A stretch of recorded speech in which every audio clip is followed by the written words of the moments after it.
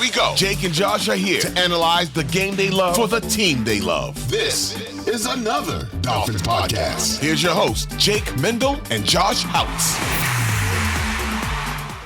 Welcome into another edition of another Dolphins podcast. Thank you all so much for joining us as we continue to chew on this 70 burger the Miami Dolphins delivered on Sunday against the Denver Broncos. It is Wednesday. You'll hear this on Thursday, but we have Merrick here, and Wednesday and Merrick just seem to go together so well. So, gentlemen, today is all about the offensive line. Today's all about running backs, and it's basically telling us to shut up because in August we had no idea what we were talking about. But before we get into all that, Merrick, welcome to the 70 Burger Club. How's it been?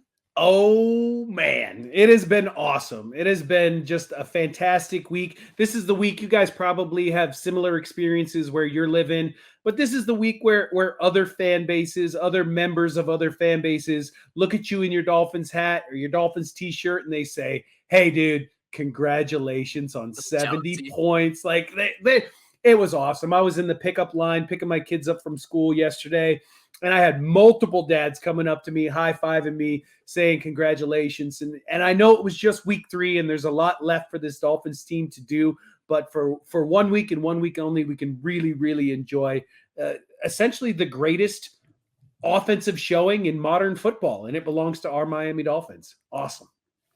Dude, you could say that again. I don't have people high-fiving me. They're all Eagle fans up here, Pittsburgh Steelers fans, so that's probably why they're not high-fiving me because those fan bases, we won't really talk about them. Well, but dude, the fans around here are Chicago Bears fans, so they're they're down in the dumps. They had hope for a little bit there. I mean, we all kind of thought Justin Fields might bring it all together. But yeah, man, this is just amazing that we get to come on here and talk Dolphins football. I have never felt better being able to go out in my Dolphins gear. I mean, we've all wore our stuff from the 1-in-15 seasons to Joe Philbin to Adam Gase era. Now we're going out there and you just feel like, your shit don't stink because it doesn't, man. We just dropped the 70 burger. No one else can say that right now. So, Wednesday with Merrick, I'm glad to be able to talk to you two handsome fellas, especially with how well the Dolphins are playing. There's just that sense of pride to it. I mean, I was walking around Big Y today and somebody told me that, hey, the Dolphins are going to win the Super Bowl as they were running back to the hospital. I'm going to now say that sentence as if I was someone in South Florida. I was at Publix today and someone told me that the Miami Dolphins were going to win the Super Bowl. But that's all I have for that. Gentlemen, the Dolphins scored 70 points, but I don't know if you saw this. Michael Lombardi, a former GM in the National Football League, he saw with 2 eyes, I can confirm he saw that the Dolphins scored 70 points, but they're not a 70-point team. Can either of you decipher that for me? Because I think one of the funniest, or I should say fun things, and this is going to hurt me down the road just because I'm going to call people stupid if they're just saying stupid shit on the internet. It's going to hurt you when you're going for jobs or different things like that. But hearing Michael Lombardi say that the Dolphins scored 70 points and aren't a 70-point football team, one, no duh that no team's going to score 70 points every week, but the Dolphins just literally did. The fact that some people are trying to morph this just adds a little bit of fuel to the fun that this week has been. I'm not going to lie. Yeah, like quite literally, they are a 70-point team. In fact, one of the only 70-point teams in NFL history, and certainly the only 70-point team currently in the NFL. Literally the only team to have done this since what did they say? 1966? Don't disrespect the Yanks. How dare you? Right. Yeah, how did you know that the Yanks were a football team? Shame on you. Because that's who I think the Rams did it against in like 66. The Yanks. Yes, some team called the Yanks. Okay, sure. Yeah, we all remember those guys, the Yanks. Like, okay, so my grandma is 93 years old.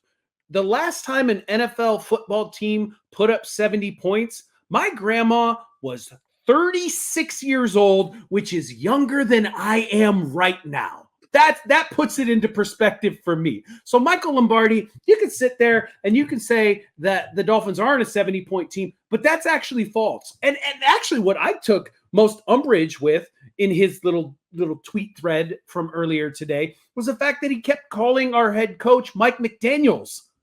His name isn't Mike McDaniels. His name is Mike McDaniel. No S. But he kept saying Mike McDaniels like that was his name. And you're supposed to be an expert. Like, you get paid lots of money to talk about the NFL, Michael Lombardi's. That's his name. I love that. Which is hopefully what the Dolphins will have in their glass cases after the next couple seasons, multiple Lombardis. But come on, dude, if you're going to trash the team, at least get the coach's name right. Yeah, and let's not forget he was a Patriots beat writer, right? Isn't he up there in Northeast? Isn't he all about the Patriots, brown nosing He and things might have like done that? a podcast with Topher and I back in the day. And I think he's full blown New England. I think Bill Belichick wrote the intro to his book, but I mean, crazy times, man. It's silly that we're at a spot and that's probably autocorrect, right? The McDaniels. I mean, I know that everything he said it like 4 times. Everything he pretty much said sucked, but I kind of feel like that might be him being New England, the autocorrect. But either way, Mike McDaniel does not want to be have any association with Josh McDaniels right now, right? I mean, Mike McDaniel's on a whole nother tier right now. I mean, so I don't know what Mike Lombardi's saying. I mean, he sit there and doubled down, tripled down on the Dolphins should have taken Justin Herbert after they're looking this well. I don't know, man. I don't know. We can all sit here and go back and play the what if game over and over again. Dolphins got their quarterback. They got their head coach. Shut up, Mike Lombardi. It's crazy because it does seem like that people are splitting hairs where I'll come out and call out a Pete Prisco for saying, what, did the Dolphins pick the wrong quarterback? And they'll respond with, what, you wouldn't think Justin Herbert would be doing this well? Well, the thing is, it doesn't matter if he'd be doing this well because the Dolphins are actually doing this well. And I think that's so important. And we could talk about the entire career, but Justin Herbert had the epic playoff loss. They haven't done anything. So it's just such a weird discussion that people try to have when you consider Tua's top tier quarterback rating. The fact he's what now? Top right Tua is what we're calling him because no matter what the spreadsheet says, he's going to be at the top right of it. It's just been very weird to see this dialogue of, the Dolphins scored 70 points, but they're not that great. But they're averaging 43 points a game, but it's not the quarterback that has anything to do with it. And they'd probably be better. I mean, the Dolphins lead the league right now, 43 points per game. The next closest team, the Buffalo Bills, is at 30 points a game. So are we going to say that Justin Herbert takes his team from not only being the best offense by 13 points, but above that? It's just so silly. And I figured we should have a little bit of a Tua soapbox. We don't do that enough on this podcast. We got to fight for our quarterback. And that's the thing is Tua's doing great, but that's because Tua is the perfect quarterback for the offense that was built around him. Okay. This offense was built to accentuate Tua's strong points. And call me crazy, but that sounds like how you build a successful football team. You go, what are you good at? Okay, let's do that. What are you not good at? All right, let's not do that. Wild, right? I know, but Tua Tagovailoa is the perfect quarterback for this type of system, right? Let's just call him the perfect quarterback. Let's just do it. They scored 70 points. I'm all on board with that. But, there were other quarterbacks that were perfect for the systems they ran. Joe Montana was a perfect quarterback in that West Coast system for Bill Walsh back in the day. Tom Brady was a perfect quarterback for Josh McDaniel's system in New England, won multiple Super Bowls with it. You can call Tua a system quarterback all you want, but he runs this system to perfection. And if it leads to AFC East championships, AFC championships, and Super Bowl championships, you can just call him the mother effing man, and I'll save Josh from having to put the bleep on that one. But you can just call him a winner, you can call him a champion, and you can call him the guy, because I don't care how he gets there, as long as he gets there. We've been starved for a championship for our entire lifetimes, and older Dolphins fans, even longer than that. So let's just do it. It's been good so far. And, these people can take shots at the team all they want to, but, scoreboard, right? 70 points.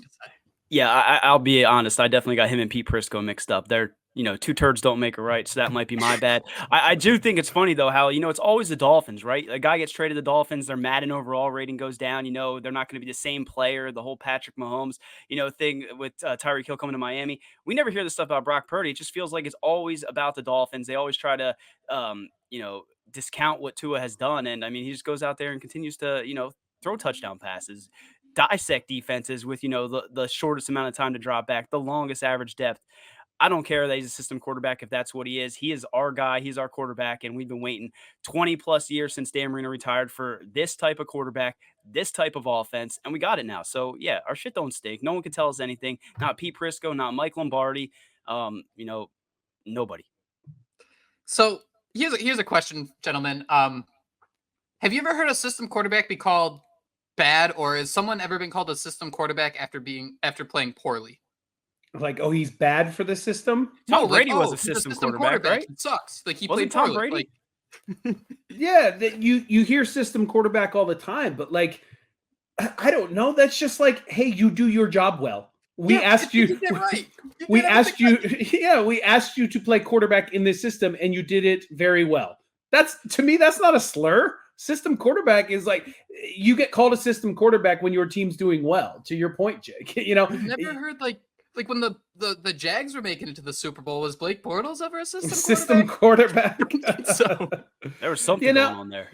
Well, and then I don't know if you guys talked about it, but what was the thing where they're saying, oh, well, Tua, this conversation about Tua being the MVP, we got to really figure out if he's an MVP, because he does have really good weapons and he plays for a really good play caller. It's like, wait a second. Patrick Mahomes had Tyreek Hill and Travis Kelce when he was winning MVP. Nobody talked trash about Mahomes for that. And last I checked, Andy Reid is a pretty darn successful head coach in the NFL, and nobody gives Mahomes crap for that. But all of a sudden, Andy Reid's. But all of a sudden, because Tua has a good play caller and has Tyreek Hill and Jalen Waddle, who wasn't on the field for the 70 burger. Everyone's aware of that, correct?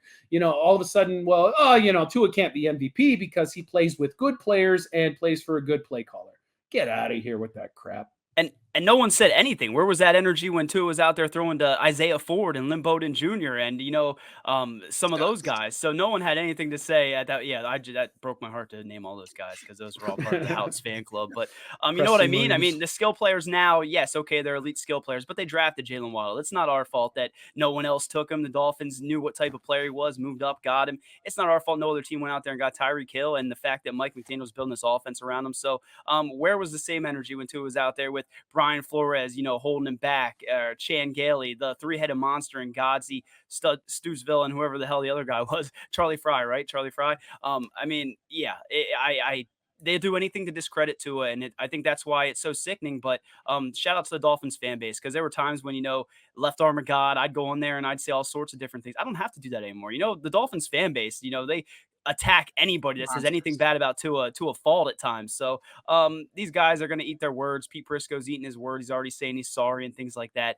Let him say them sorry. Tua Tagovailoa is going to be, I hope we're still having this discussion, 14 weeks down the road, right? That's what we really want, because week 3 doesn't really mean much, but on this trajectory, damn, dude, Dolphins, they look awesome. I think starting the podcast with 10 minutes of Tua, man, that is how you wet set dream the there. Guys, Omar Kelly didn't necessarily agree with me on this, but one of the things I stick to in my journalism core is the idea of we need to talk about what's important first, right? Dogs bite people. That's not news. When a guy bites a dog, that's news. That's different. Nobody expects that. Gentlemen, we do this podcast 3 times a week. Merrick, we'll say you stop by once a week. I won't get you in the same dog shed that Houts and I are in. We've done 2 podcasts so far this week, Joshua, and twice we have gone with Devon Achane. I am here to say and announce and apologize and say that it's actually Devon Achane. So guys, before we start talking about Miami's running backs, each of us go around once. Devon Achane. Devon Achane. Devon Achane. Beautiful. I was scared. What?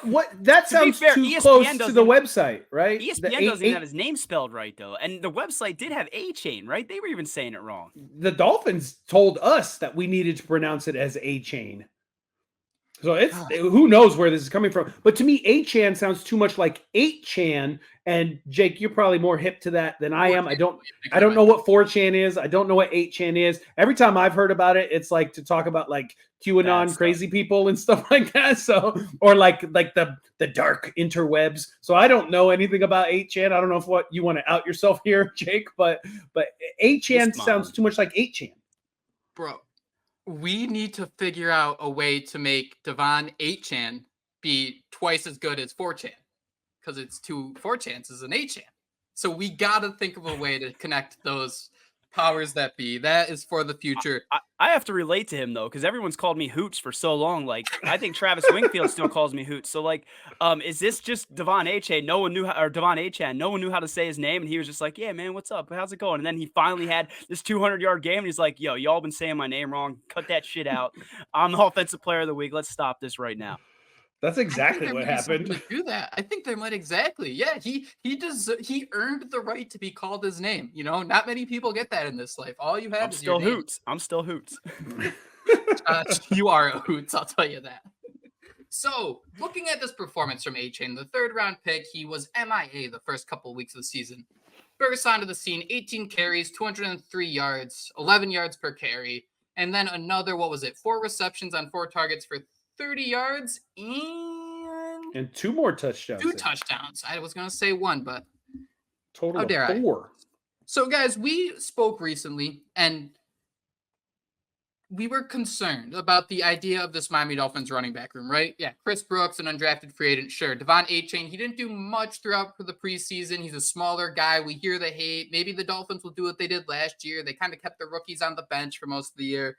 Jeff Wilson's on IR, and we were all concerned that, hey, can this group hold up for 17 games? Before we talk about the options to help them maintain for 17 games, how much does Sunday change your opinion? Now, keep in mind, it was 1 game. We aren't even a quarter of the way through the season yet. Do you feel, seeing that Devon Achane just went bananas for 203 yards, is this running back group safe as is without having to I think you're always going to add people to the practice squad and maybe bottom of the roster, but make like a big push before the trade deadline to just reinforce this running back room? Did you see enough on Sunday to say, nope, we don't need that? For me personally, I did. He's a system running back. Devon Achane. But I say that in jest. Mostert is, right? He has to be. I say it in jest, but I kind of believe that that's how this is. Now you get a running back whose skill set fits the system, just like we were talking about with Tua.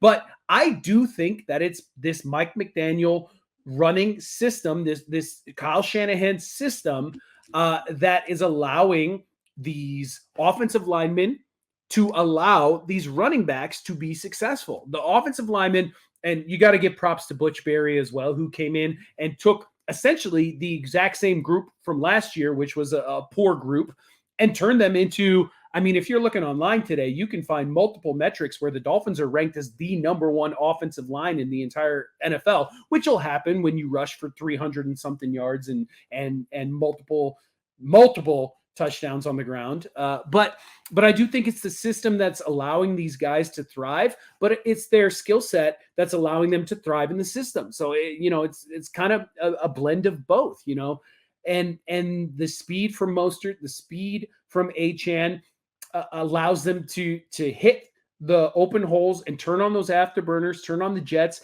and take it the distance. But I was also very impressed with both of those guys' balance. They weren't going down on first contact. If you watch that game, they were getting hit and then bouncing off of these would-be tacklers and turning it upfield for another 3, 4, 5, sometimes even more than that, yards after first contact. And I think that is what's going to allow both of those guys, Achane and Mostert, and Chris Brooks had himself a great game, and Ahmed will be back, and Wilson will be back.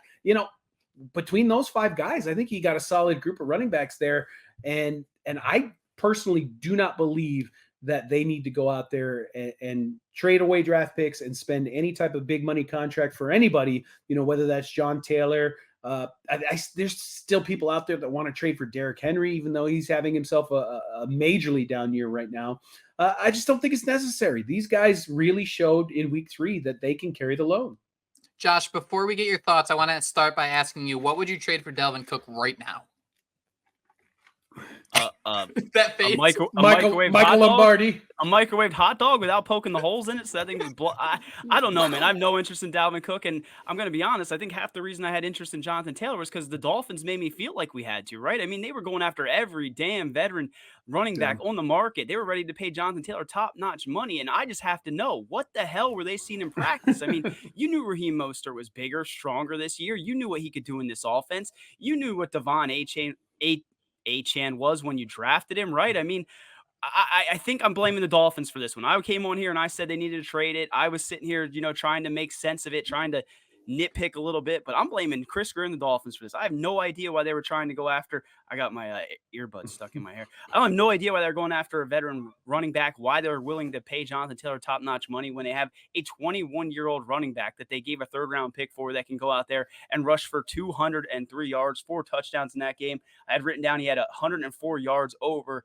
expected, and again, he won AFC Offensive Player of the Week. So I do not think the Dolphins needed to go after a running back. I don't know if I truly did before, but I'm a fantasy guy, man. Every time I hear Dalvin Cook's name, every time I hear DeAndre Swift, maybe available, Jonathan Taylor. I mean, I'm guilty. I will sit here and I will stand for that. I will be all for that. But this running back unit looks great. You got to give Butch Berry credit for what he did that offensive line. Isaiah Wynn gave up 0 pressures this year. Austin Jackson's pancaking dudes doing somersaults into the end zone. Everything is coming together. And you mentioned the system being great.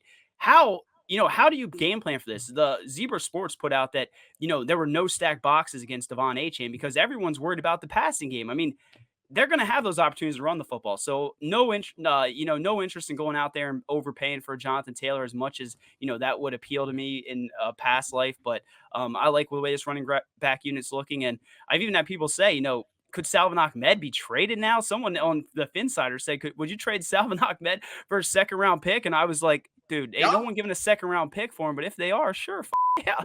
We gotta beep it. Damn. Yeah, I would absolutely give I would take a 2nd-round pick for Salvon Ahmed. But the point is, the Dolphins running back unit looks great. This offense is clicking, and again, you got to give Butch Berry credit because I never, in my wildest dreams, expected to see this offensive line perform the way they have. Pre-Teron Armstead, now he's back in the lineup. Again, sky's the limit, man. I'm getting too excited. Again, week 3, got to calm down. What do you think Butch Berry put on that yellow sticky note? Do you think he just wrote "run fast"? And see, that's what sucks though, because Twitter was telling us that Butch Berry was a bad coach. Like, who are we supposed to believe when these coordinators get signed? I have no idea what Butch Berry did. He's comeback coordinator of the year. Is that a thing? Give him the comeback coordinator of the year award right now for what he's doing. You just invented it, and okay, it's going to happen. He's got all the votes. I actually have some tinfoil hat offensive line coaching stuff I want to get into, but I want to get your thoughts on it. I have one more tinfoil running back thing I want to talk to you guys about, because you guys mentioned it. The big thing about Sunday that made it so impressive was Jalen Waddle was out with a concussion. It actually sounds like he's going to be back on Sunday, which is exciting. I'm already just going to throw that dart. I think he scores a touchdown. How many would they have scored, though? I'm sorry to interrupt, but how many points would they score if Jalen Waddle was out there? I've been reading so many bad takes. I'm here to tell you they'd score less. I'll talk you into them scoring less. If we really wanted to talk about Jalen Waddle, they score 63. 69. Waddle's out there. Jason Sanders misses. So what? Waddle was out, and then Salvon Ahmed was out. And yes, Devon Achane hit the ground running. I said it. Do we think that it's instantly his job? Again, he's not going to jump in and get 22 touches, I think, right away. But do we feel the running back 2 job is his right away? Is Salvon Ahmed going to come back in? Because the one thing, guys, I thought that was so interesting about the Broncos game, outside of Tyreek Hill, no receiver had more than 2 targets. Outside of Tyreek Hill and Braxton Berrios, no receiver had more than 1 target. What the Dolphins did instead with Jalen Waddle being out is they targeted Raheem Mostert 7 times for 7 times. He caught 7 passes for 60 yards. Do you guys feel that maybe this game gave us a glimpse of something we might not see too often? Because we saw a lot of 2 running backs on the field. We saw Devon Achane lined up wide. We see Raheem Mostert catching a bunch of passes while the wide receivers aren't involved. I don't necessarily think this is the way the offense is going to be every week. I don't know if it's sustainable. It was awesome. It was great. I still think Devon Achane is going to be great. But just seeing how things developed, I'm not entirely sure he's going to fit right in and be that RB2 with, Salvon Ahmed getting healthy, with Jeff Wilson coming back another week. I think he could have packages. I've been saying this for a while. 10, 12 targets, plays a game. But are you guys sold that he is instantly now this RB2? No, because I think he might be RB1. Oh, boy. When it all shakes out, listen, now that's me being a little facetious here. I do think Raheem Mostert is still RB1 for the Dolphins right now. But yeah, I absolutely do think Devon Achane is going to be RB2 going forward. Really. Yeah, I think he did it. I think he solidified himself. I don't know how you see what he did on Sunday and then go, Oh, okay, but you're gonna take a back seat to Savon Ahmed. Listen, Savon Ahmed, good player. We were all kind of impressed with how he looked in the preseason, but Savon Ahmed has been in Miami for quite a while, and he really hasn't done all that much, and he hasn't done anything close to what Devon Achane did last Sunday, or to what Raheem Mostert has been doing this year as well. Mostert's having himself a fantastic season. I think that Achane's performance, combined with what Mostert has done for the entire season, has really made guys like Jeff Wilson and Savon Ahmed expendable. And then you saw Chris Brooks go out there and have himself a really good game as well. I'm not saying they're going to trade these guys, but and it's good to have multiple running backs because those players get injured a lot. So I don't think they're going to move anybody. Maybe they do, maybe they don't. I don't think they're going to make sweeping wholesale changes, but I just don't know how you see what you saw from Achane and then tell him to hold up, we'll get you back in here eventually. I really think that RB2 job is his to lose, and I just don't see him losing it, not after what he did on Sunday. Yeah, I got to piggyback on that. I feel like he's the RB2. I feel like after everything he's did, I mean, you really can't take him off the field, right? I mean, you see the packages with him and Mostert out there. You mentioned those 7 targets that Mostert got. I believe Achane also got 4 targets. So I think that is more saying about the growth in Tua Tagovailoa, right? I mean, he knew he had to get that ball out quick. He's actually taking those checkdowns. So I think it's just I would be concerned from a defense, right? I mean, the Dolphins go out there and beat you by dropping back 40 times with Jalen Waddle and Tyreek Hill. Now they're showing you that they can run the ball X amount of times for what, like 300 plus yards with Devon Achane and Raheem Mostert. So, if you're a defense coordinator, man, you got to be shitting bricks. I know Sean McDermott said, they'd bring in a bunch of Usain Bolts to try to use a scout team to try to get a handle on what the Dolphins are doing. But I don't think you take Devon Achane off the field. I thought it was interesting. I know we're all fantasy football guys. I think he has double the amount of fantasy points as Jahmyr Gibbs, and he has more than Bijan Robinson, and he only played basically that one game. So that's insane, man. I mean, and again, you're not looking at those numbers. You're not saying, okay, he put up 52 fantasy points, but when you see how dynamic he was, hit 21.93 miles per hour, whatever, breaking away from defenders, looking like it's nothing. I mean, how do you keep him off the field? I don't know that you do. And again, you bring Jalen Waddle back. I mean, those defenses got to account for that then. How big are those holes going to be? How back are those linebackers and safeties going to play? And then Devon Achane is just going to gobble them up. So I think Raheem Mostert's still that RB1, obviously. I think he has 6 touchdowns on the year. 7? Absolutely absurd. 7 total. Leads the league. I had 6 rushing written down, but that's double what he had last year combined. So he's playing his best football. Devon Achane has proven that he can go out there and do this. So if they had any hesitation about putting him out there because of what they saw in preseason throughout training camp, maybe that's why Salvon Ahmed was ahead of him. He went out there and showed that he belongs out there on prime time, and I'm here for it, man. I'm here to see Devon Achane got more carries. I hope I'm saying it right. It's so hard. I got to keep thinking about it because we've been saying Achane for months, but dude, him and Raheem Mostert, that's a legit A&M Express. That's what I'm going to call him, A&M Express. Oh, dude, I like that. And honestly, when you were talking, I was thinking the same thing of how many times did I mess it up? And then I thought, if anyone's struggling to think about how to pronounce Devon Achane's last name, here's a trivia question for you guys. What do you call a bad offensive coordinator for the Miami Dolphins? Achane Gailey.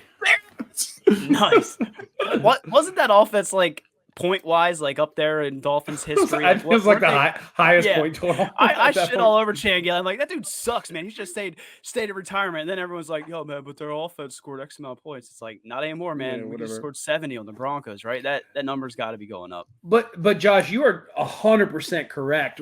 If you're an opposing defensive coordinator, based off of last year's film, you go, okay, all we have to do is, stop the pass. We'll play the safeties deep. We'll keep everything underneath, drop some extra guys into coverage, and we'll be fine because, that was kind of the blueprint last season. That's how you stop the Dolphins offense. And so what did Mike McDaniel do this offseason? He said, okay, if that's how they're going to play us, how do we counteract that? We start with some shorter passes. We start with some screens, and we get this run game going. And that's exactly what they did. So now it's totally pick your poison. Are you going to drop people into coverage to defend against Waddle and Hill and the other guys? Or are you going to try and stack the box to stop Achane and Mostert? Because that was the most perfect thing that could have happened for this Dolphins offense this past Sunday was, hey, not only are we freaking awesome through the air, but now we can absolutely demolish you on the ground as well. So how do you want us to beat you? You pick, you decide. We don't care. We'll beat you either way. And I think that's totally awesome. Totally awesome. Goosebumps. You're giving me goosebumps. I'm sorry, Jake. I just had to throw that out there, man. I'm getting ready to run through a freaking wall, man. You talking like that. Dude, I talk over you guys all the time. I want you guys to talk over me more. So this is really lazy analysis, but I'd love to get your guys' thoughts. And no disrespect to the Buffalo Bills here. They're going to be a really strong opponent, but the Dolphins did beat them last year and around 30 points in each of the 2 losses last year. So the offense was good enough, we'll say. We can get into all that, but I'd rather not.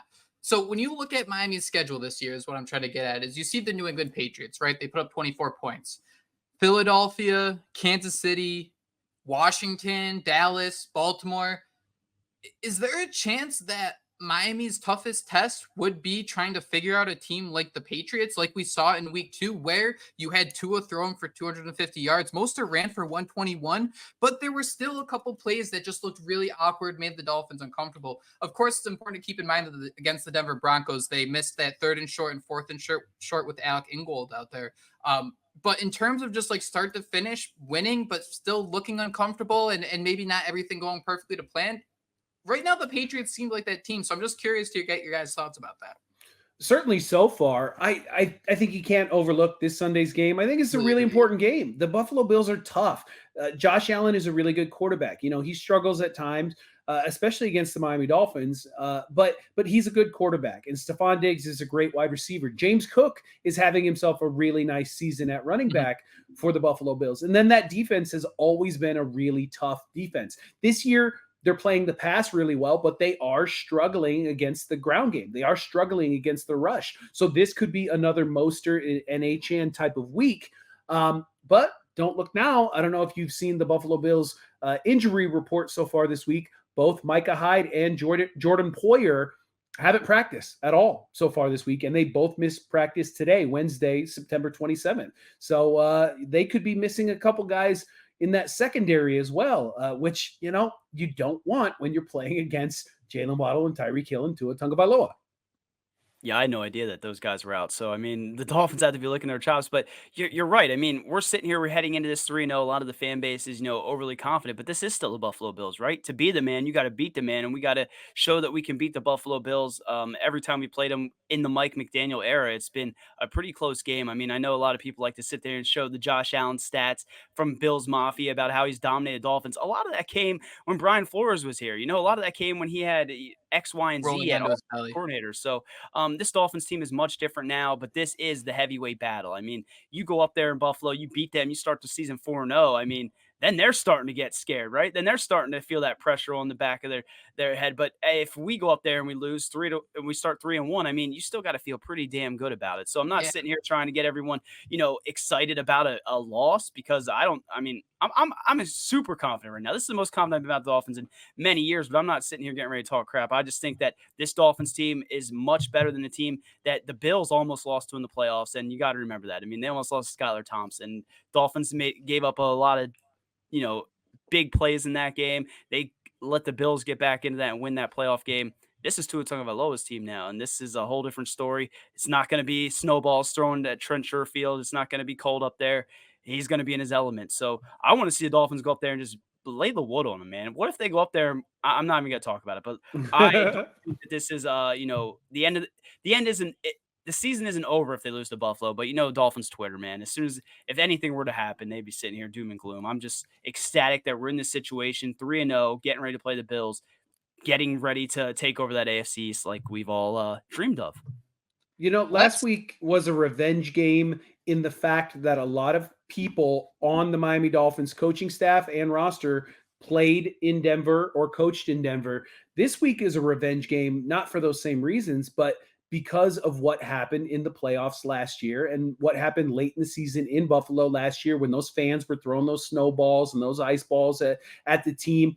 Mike McDaniel does a great job of not coming out and saying that he has a little extra motivation going into certain games, but you can just tell if you read between the lines a little bit. And when you just look at his eyes, you can tell when he puts a little extra time and attention into the game planning details for specific opponents. And he doesn't like the Buffalo Bills. He doesn't like what happened to his team last year. And he doesn't like the fact that they lost that playoff game. And he feels that they would have won that playoff game if Tua Tagovailoa was playing. And I think we all feel the same. So I think Mike McDaniel is going to have something special for Sean McDermott and the Buffalo Bills this Sunday. And I'm pretty confident that the Dolphins are going to be able to pull this one out. It'll still be a close one. The Bills are a good team, but I just think this team is so just uberly focused on righting the wrongs of all the crap that happened last season with the concussions for Tua and the injuries here and there and that type of stuff. The Byron Jones situation, they want to right those wrongs so badly, and they're so focused on doing that they're going to come into this game feeling like they have something to prove, even after dropping 70 points on a professional football team last week. I don't think they're going to overlook the details, and I really do think they're going to have something special for these Bills. We got to talk about the offensive line before we wrap up here. Tua Tagovailoa has been sacked once throughout 3 weeks, and guys, it's so fun to do this podcast year round because I think some of the most valuable information is if you go to MiamiDolphins.com, go to communications and just read the transcripts of all the interviews. I mean, you learn so much about the team, the personalities. There was one clip we spoke about, I think right before the season, where I was maybe a little queasy talking about, there was an Austin Jackson quote where he was talking about how Butch Berry has this offensive line. Rule number 1 is aggressive. No matter what, you want to be aggressive. You want to be attacking the guy in front of you. Number 2 is technique. For me, reading that sounded absolutely bananas. And I think we actually spoke about that being kind of bananas here. But after a couple weeks, after seeing how Connor Williams can run down the field and maul defenders, after seeing Austin Jackson somersault into the end zone in an open field, seeing Teron Armstead out there on the second level, I take that back. I was wrong. I'm a big dumb idiot. Yes, go be aggressive. We'll worry about technique later. Whatever Butch Berry is doing to coach these guys up, it is absolutely working. Teron Armstead was back this past week and he looked great, but before he came back, Kendall Lamb, who is a journeyman, I think 9 years in the NFL, he looked like an all-pro left tackle as well. Maybe that's over-exaggerating a bit, but he looked really good at left tackle. And then Teron Armstead comes back. Obviously, he looks great. Like you said, Austin Jackson still struggling a little bit at times in pass pro, but his run blocking is off the charts. And the team is better because of that. We always said, this doesn't need to be one of the top offensive lines in the NFL. If they can just be average, I think we'll have a good football team. And I don't think we ever actually considered that this offensive line could be the best offensive line in the NFL, or at least, top 2 or 3, and what the team would look like as a result if that happened. Well, we're seeing what this team looks like as a result with a top offensive line. And they look like, I'm just going to say it, they look like the best team in the National Football League right now. Miami Dolphins #1. Take the ball from goal to goal, right? I mean, I have egg all over my face. We talked about the running backs. I was sitting here trying to make a pitch for Jonathan Taylor and why we might need to worry about these injuries.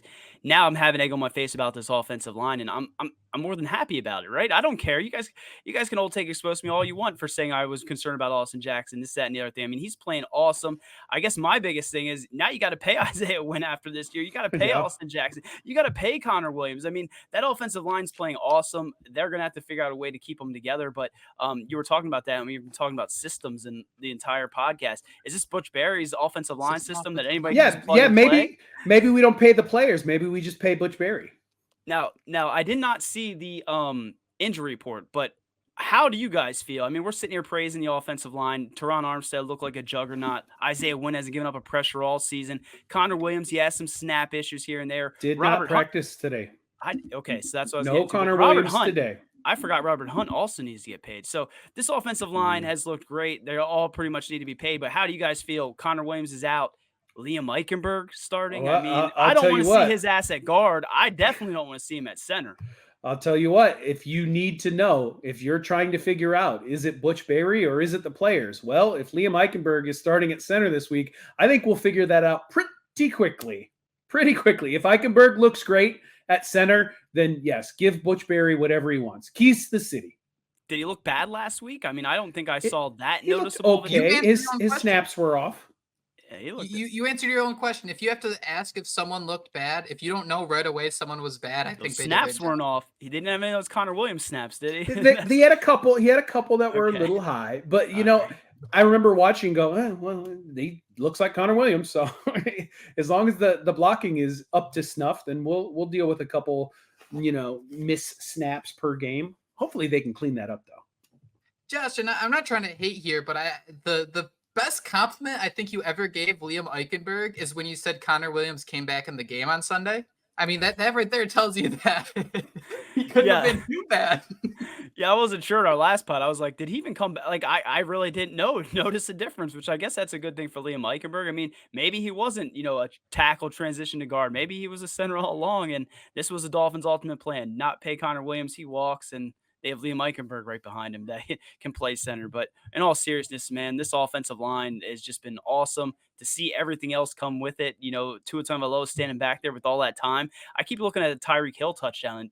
Like, I don't remember a quarterback having that much time, right? That the way the offensive line gave him that pocket and the way he stood back there for what seemed like forever and just waited for his Tyreek Hill to come open. I love everything that's going on with the Dolphins. I'm just trying to remember that it's, I'm a Dolphins fan and we've been hurt before. I'm trying to remember that, but it's so hard not to get put the carriage before the horse. I said it right again, Jake, and just not think that this team's Super Bowl bound for F's sake.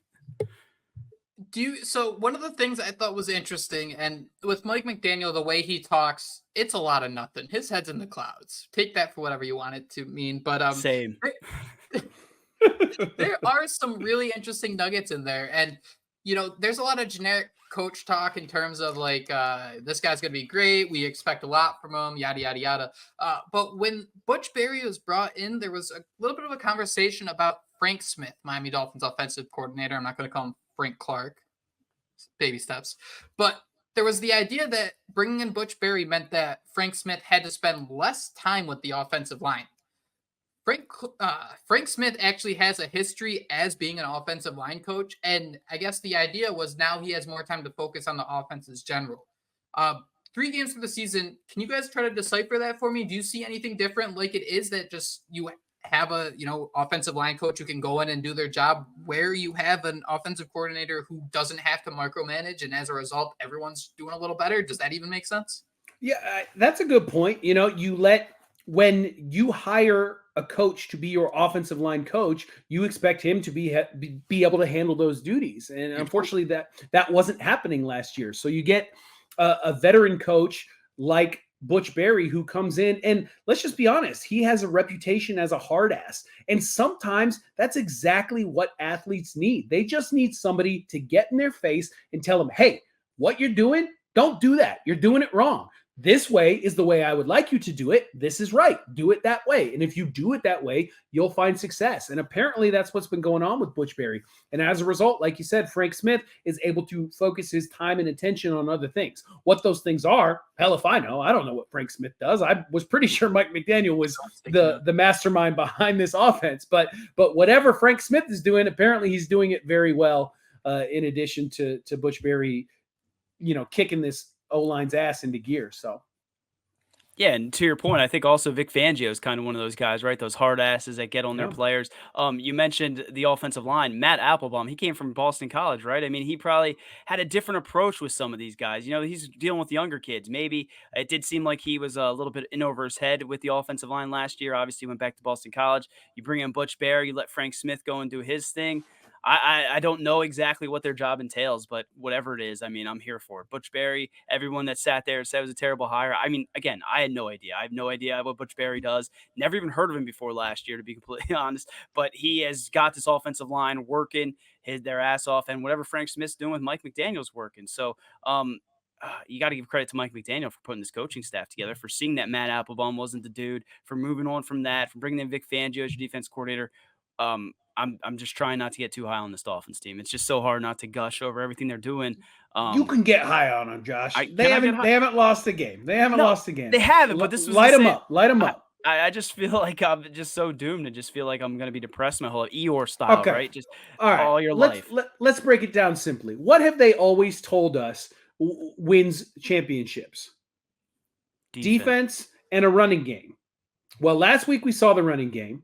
This defense the last 2 weeks has been pretty stout. 17 points to the Patriots. They only gave up 13 points offensively to the Broncos. 7 of those points were special teams. And I'll add a third thing that over the last 20 years has been added to that equation, and that's elite quarterback play.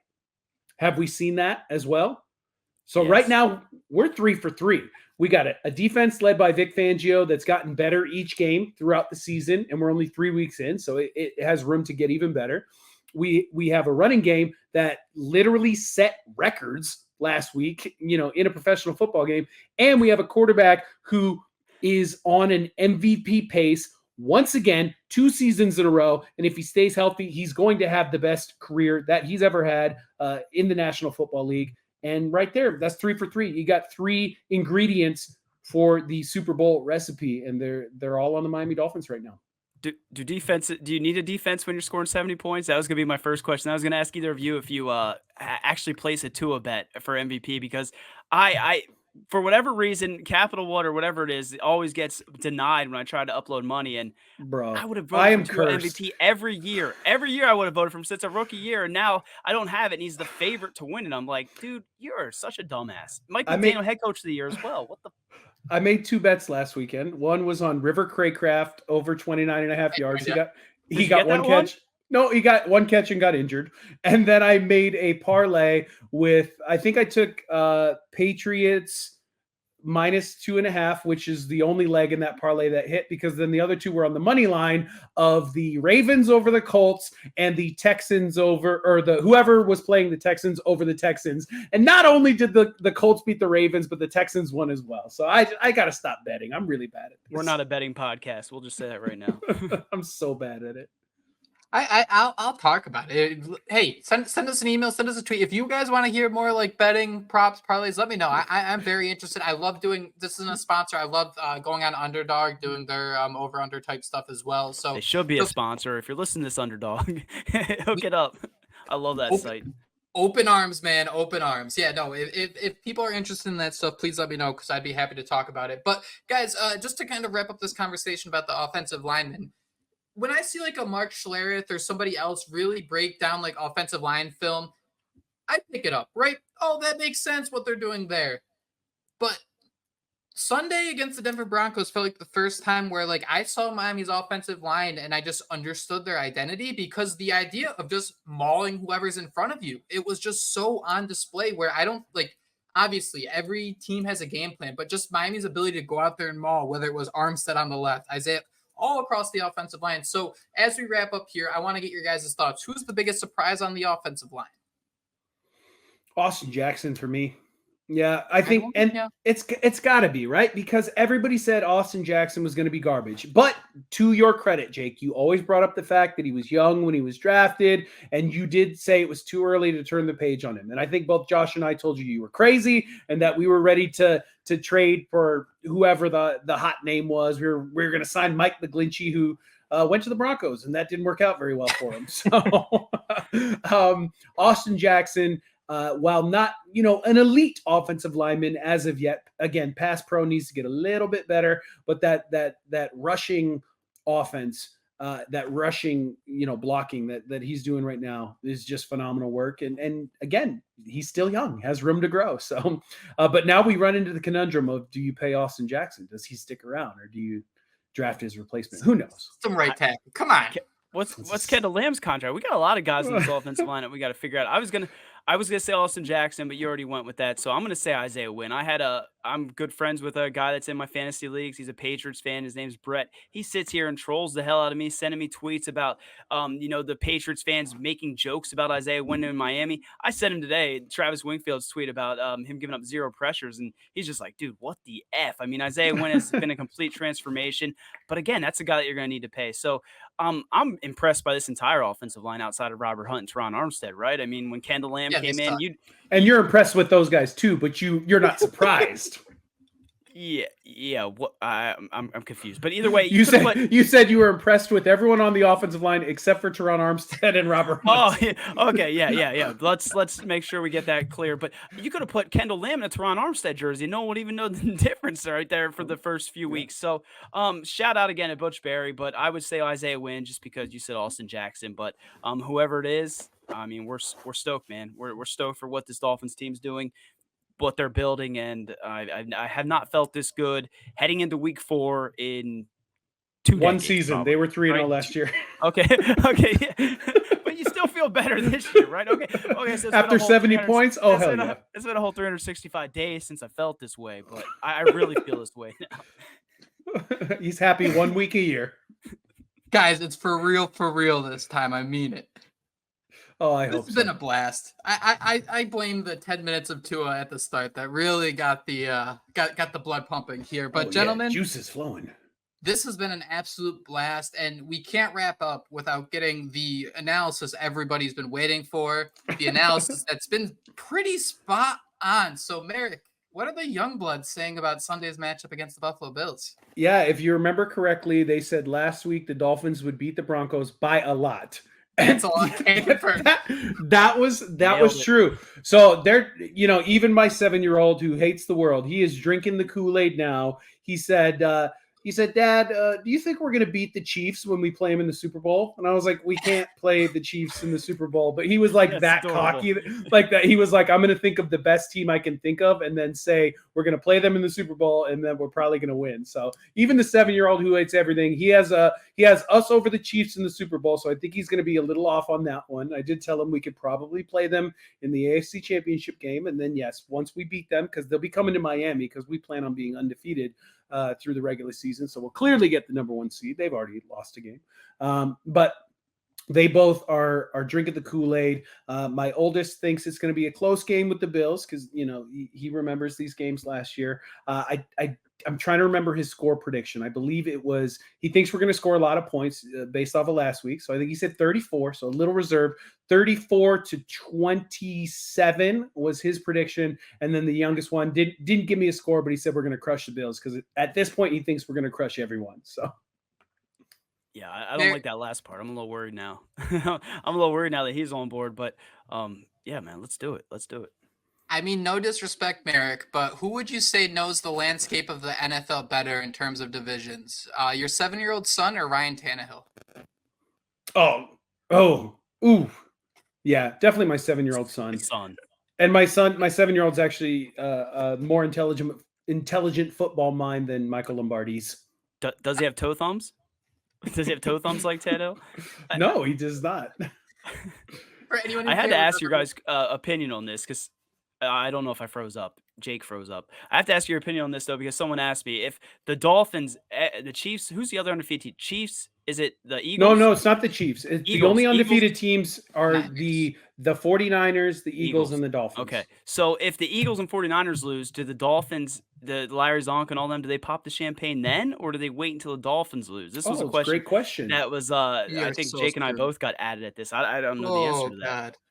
We're going to go winless the rest of the year. I want to know. Somebody out there who's good at the internet, let us know if since the 72 undefeated team, which I am wearing my 72 undefeated team T-shirt today. We could just tweet Zonka, right? Should we just tweet him?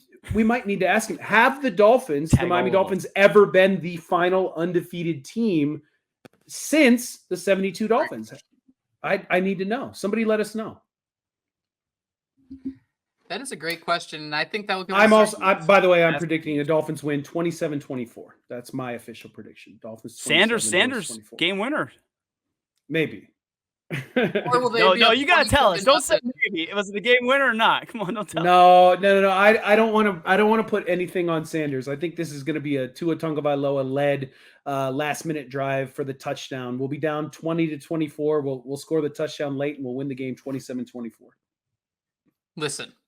You better check your pulse if you're not fired up. It's Buffalo Bills week at mbrave13, at Houts, at jmetal94, talking in the third person here. Thank you guys so much for joining another Dolphins podcast. It has been a blast to talk with you guys.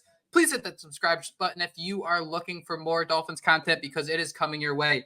for another Dolphins podcast. Thank you all so much for joining us. And until next time, fins up. Fins up, baby. Fins up. Fins up.